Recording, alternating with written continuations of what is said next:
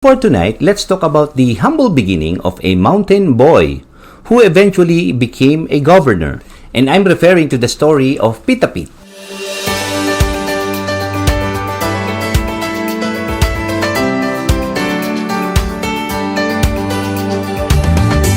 It's time for the Parkland Filipino Hour with your host, Kuya Igorot del Rosario. The Parkland Filipino Hour is aired every first Sunday of the month over the Rock 98.5 radio station in Yorkton, Saskatchewan.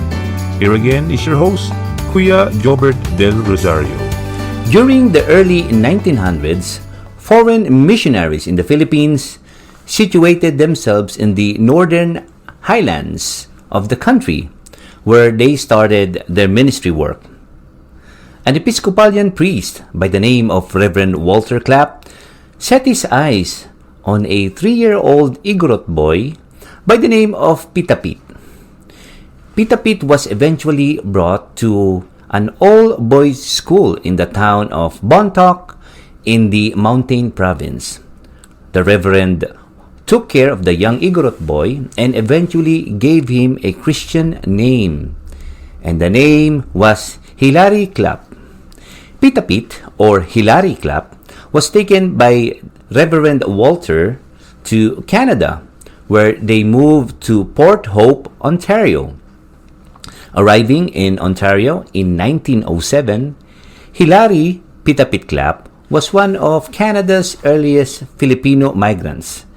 Pitapit studied at the Trinity College School, where he excelled and won awards in subjects in Greek, French, and even religious subjects.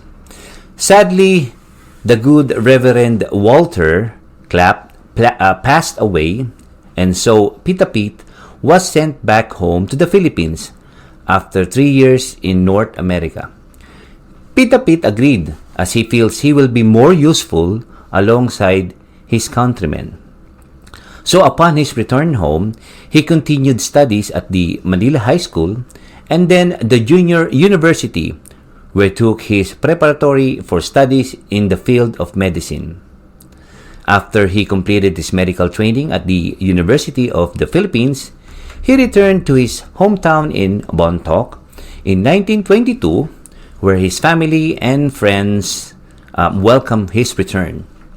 During the years 1924 to 1928, Dr. Hilary Clapp became resident physician of the Bontoc Hospital and also became the district health officer of the Mountain Province. Also, he eventually became the town's representative, where he represented the interests of his highland people at the Philippine Congress. During the World War II, when Japanese soldiers occupied some territories in the Philippines, that includes the Mountain Province, it was during this time that Dr. Hilary Clapp became the first Igorot Governor of the Mountain Province. The now Governor Hilary Clapp appealed to the Imperial Army for mercy for his people. He promised the Emperor of Japan, Emperor Hirohito, that the people of the Mountain Province will abide the Japanese rules. So, when the Japanese army reached the town of Bontoc, they were met with no resistance and things became peaceful. However, this led to conflict with the Filipino guerrilla leaders who were supporting the American soldiers in their fight against the Japanese occupants.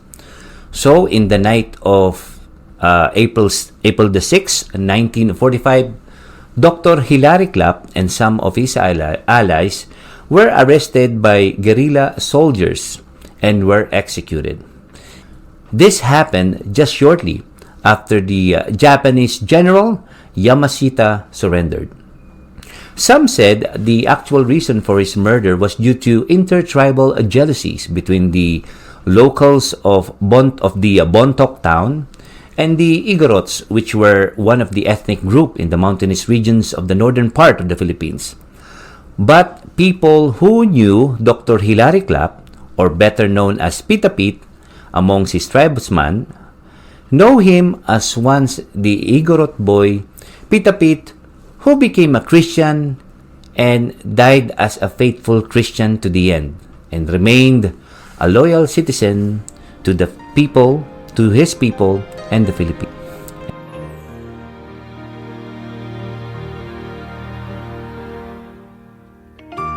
They call themselves keepers of the light. They are the people most families who serve as light keepers for the Cape Hatteras Lighthouse in Hatteras Island, an island just off the North Carolina coast of the United States.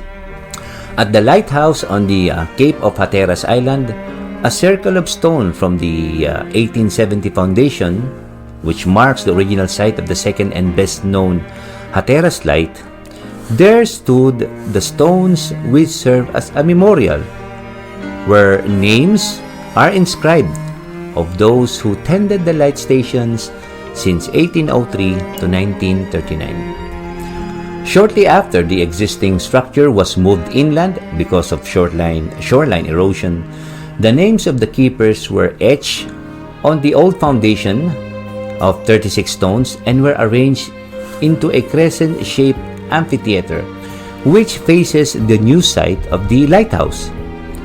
The way the amphitheater is positioned is that for visitors to be able to trace the walkway towards the lighthouse and still be able to see and watch over the lighthouse from the location or position of the amphitheater.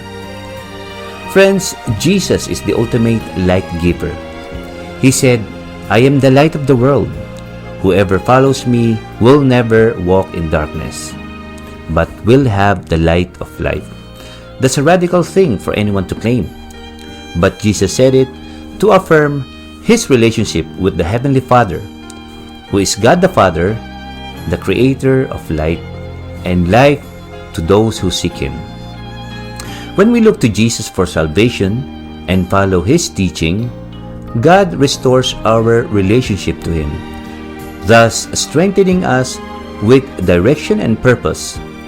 As believers in Jesus, we became the keepers of light.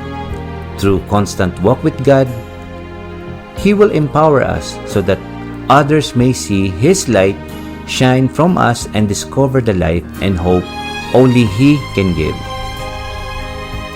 This has been the Words to Ponder for the month of March. I'm Kuya Jobert, leaving you all a message. In what practical ways can we shine the light of Jesus in our lives? Through obedience to God and heeding to his call. This has been the Parkland Filipino Hour. I'm Kuya Jobert, leaving you all a message. Filipino ka, ipagsigawan mo, sipag at tiyaga, puhunan mo. God bless.